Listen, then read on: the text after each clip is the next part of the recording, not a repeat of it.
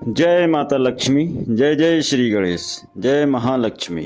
ओम श्रिये प्रसूदे विपदो रुद्राणी यशांसी दुग्धे मलाने प्रमाष्टकी संस्कार सोचेन परम पुनीते श्रद्धा बुद्धि किलकाम धेनु। हे माँ भगवती, हे माँ लक्ष्मी, आपकी जय हो। हे विघ्नहर्ता श्री गणेश, आपकी जय हो।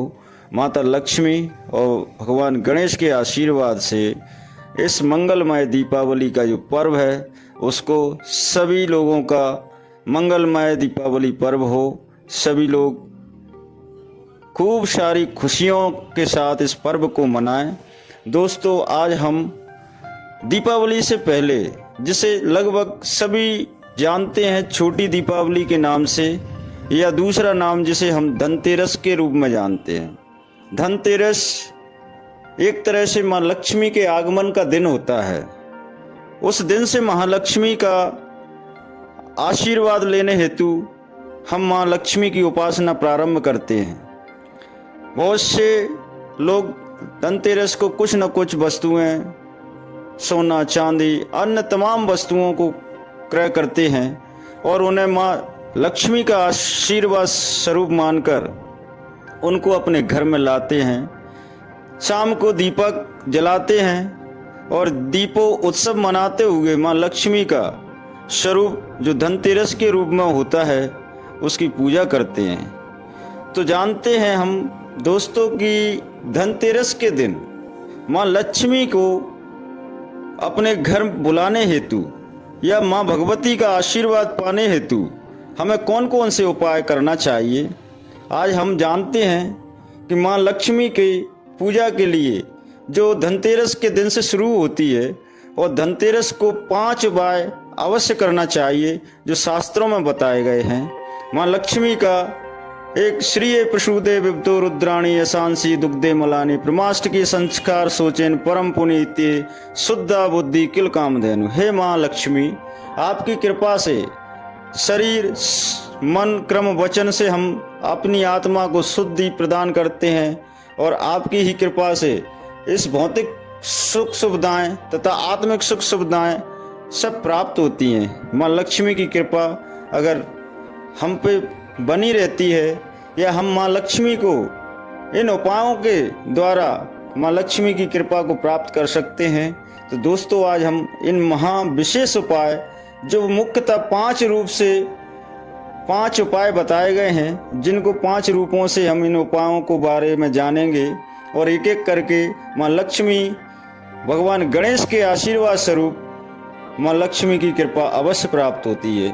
तो जानते हैं इन पहला जो उपाय है वो 5 देवों की पूजा से शुरू होता है। धनतेरस के दिन हम बाजार से कोई भी वस्तु लाते हैं, खास तौर पे सोने चांदी या तांबे या कोई भी वस्तु जो लक्ष्मी के रूप में चिन्हित रहती है, उनकी पूजा करते हैं। धनतेरस के दिन भगवान धन्वंतरी, कुबेर, लक्ष्मी, यम और श्री गणेश, ये 5 देवता हैं जिनकी पूजा शास्त्रों में बताया गया है कि अगर धनतेरस के दिन कोई भी व्यक्ति मन से, अपनी आत्मा से इन 5 देवों को एक निश्चित स्थान पर विराजमान करके उनकी पूजा, विशेषकर माँ लक्ष्मी की पूजा, कुबेर की पूजा, भगवान गणेश की पूजा और धन्वंतरी जो सभी के लिए धन प्रदान करते हैं, भगवान इन सब की पूजा करने का विशेष महत्व बताया गया है। दोस्तों, इनकी पूजा विधि विधान स्वरूप करना चाहिए और दीपों का उत्सव के रूप में अपने घर के चारों ओर और अड़ोस पड़ोस के यहाँ एक एक दीपक रखना चाहिए। ये पहला उपाय है जो धनतेरस को हमें करना चाहिए। दूसरा उपाय जो धनतेरस में बताया गया है दीपदान का। दोस्तों, दीपदान का जो उपाय है वह एक बहुत ही महत्वपूर्ण उपायों में से एक है। कहते हैं कि धनतेरस के दिन यमराज के निमित्त जिस घर में दीपदान किया जाता है वहां अकाल मृत्यु नहीं आती। धनतेरस की शाम को मुख्य द्वार पर 13, और घर के अंदर भी 13 दीप जलाने होते हैं। लेकिन यम के नाम का एक दीपक परिवार के सभी सदस्यों के घर आने और खाने पीने के बाद सोते समय जलाया जाता है। दोस्तों, यह नियम बहुत विशेष है और ख़ास है।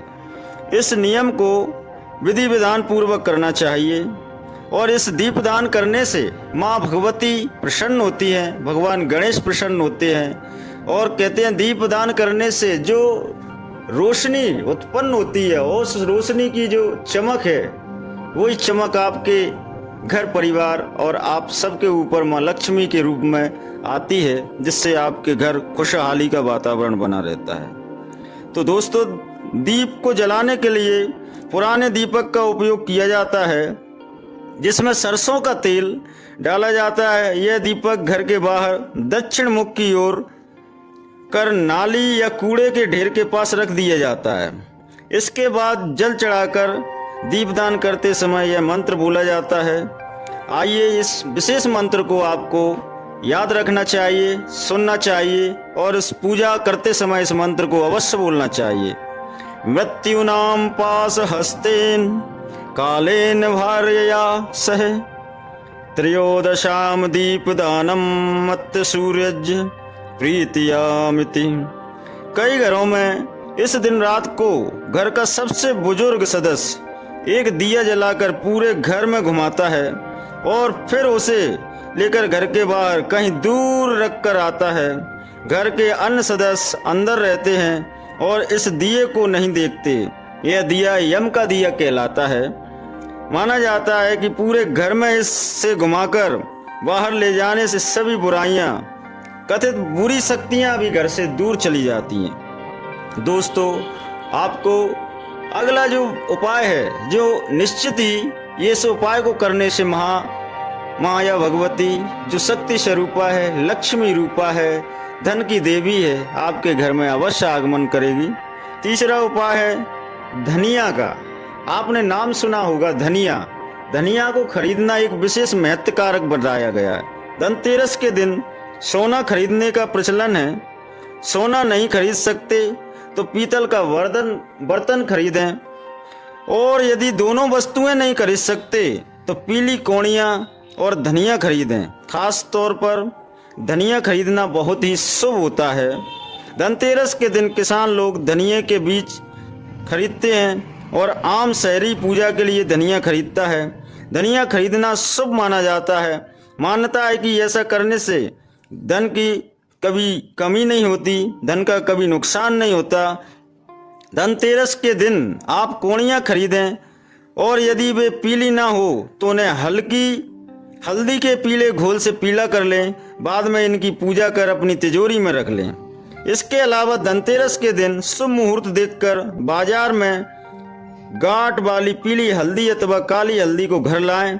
इस हल्दी को कोरे कपड़े में रखकर स्थापित करें तथा षोडशोपचार पूजन करें। जो माँ लक्ष्मी का 16 तरीके से पूजन किया जाता है, उस हल्दी को माँ लक्ष्मी का रूप मानते हुए 16 प्रकार से माँ लक्ष्मी का पूजन करें, जिसको मैं आपको पहले वीडियो में बता चुका हूँ। दोस्तों, अगला जो उपाय है वो है दान करें। दान कहते हैं दान भोग नाश। धन की 3 गतियां हैं और तीनों गतियों में से सर्वप्रथम की जो पहली गति है वो है दान, दूसरा है भोग और तीसरा नाश। यदि धन का कोई व्यक्ति दान नहीं करता तो उस धन का अपने आप क्षीण होना शुरू हो जाता है। दूसरा है भोग। अगर कोई व्यक्ति धन का संचय करता रहता है लेकिन भोग नहीं करता तो ऐसा धन भी धीरे धीरे क्षीण होता है। और तीसरा है नाश। अगर ये दोनों गतियों को भी कोई व्यक्ति नहीं करता तो वह धन स्वतः ही नाश हो जाता है। तो धनतेरस के दिन यदि आप चीनी, बतासा, खीर, चावल, सफ़ेद कपड़ा आदि अन्य सफ़ेद वस्तुएं दान करते हैं तो आपको धन की कभी कमी नहीं होगी। जमा पूंजी बढ़ने के साथ साथ कई कार्यों में आ रही बाधाएं भी दूर होती हैं। इस दिन यदि आपके दरवाजे पर कोई भिखारी, जमादार या गरीब व्यक्ति आए तो उसे खाली हाथ न भेजें। आप कुछ न कुछ उसे अवश्य जरूर दें। इससे माँ लक्ष्मी प्रसन्न होती है और आपको समृद्धि का आशीष देती है। इससे आपके हर कार्य में अपार सफलता भी मिलती है। इस दिन आप किसी मंदिर में जाकर केले का पौधा या सुगंधित पौधा जैसे हरे भरे बड़े होंगे और आपके जीवन में भी सफलताएं बढ़ेंगी। पौधों का होना आपके जीवन के प्रति आपके अनुकूल बनाता है, प्रतिकूलताओं को समाप्त करता है। इसलिए अन्नदान, वस्त्रदान, लोहदान, मंदिर में झाड़ू दान करने का भी प्रचलन बताया गया है दोस्तों। इसलिए महालक्ष्मी का सबसे जो खास उपाय मैं आपको बताता रहा हूँ, आखिरी और अंतिम उपाय जो सब कुछ नया करें। आप जानते हैं कि माँ लक्ष्मी से ये संसार, इस ब्रह्मांड में चमक है, रौनक है, खुशियाँ हैं, सब प्रकार का जो आपको नया वैभव रूप दिखता है वो सब माँ भगवती लक्ष्मी की कृपा से है। इसलिए माँ लक्ष्मी के लिए आखिरी सब कुछ नया करें। इस दिन वही खातों की पूजा करें। जो व्यक्ति जिस कार्य को करता है उस कार्य के लिए करने के लिए जो उसका प्रमुख अस्त्र है, शस्त्र है, या जो कहें कोई भी वस्तु है, उस वस्तु को लक्ष्मी का अवतार मानते हुए उसकी पूजा करना चाहिए।